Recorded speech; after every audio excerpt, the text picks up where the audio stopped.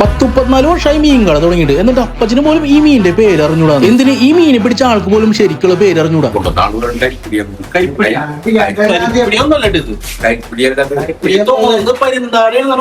ആ ഒരു പക്ഷേ കൊണ്ട് എന്റെ സ്റ്റാൻഡ് ഞാൻ വെളിപ്പെടുത്തി. അതായത് എനിക്കും ഈ മീനിന്റെ പേര് അറിഞ്ഞൂടാ. കാരണം ഞാൻ ആദ്യമായിട്ടാണ് ഈ മീനെ കാണുന്നത്. ഞാൻ പരിന്താടാന്ന് പറഞ്ഞെങ്കിൽ ചിലര് പരിന്തി എന്നൊക്കെ പറയണ്ടത്. ഇത് ഏഞ്ചൽ ഫിഷ് ആണെന്ന് പറഞ്ഞവരുണ്ട്. സംഭവം കാണാനായിട്ട് നല്ല ഭംഗിയൊക്കെ ഉള്ള മീനാണ്. പക്ഷെ സംഭവം എന്തുട്ടാണ് ഇതുവരെ മനസ്സിലായിട്ടില്ല. കണ്ടിട്ട് എന്നാലും മുള്ളൊക്കെ കുറവായ നല്ലൊരു മീനാണെന്നാണ് തോന്നുന്നത്. 1,800 തൂക്കവും അതിനുണ്ടായിരുന്നു.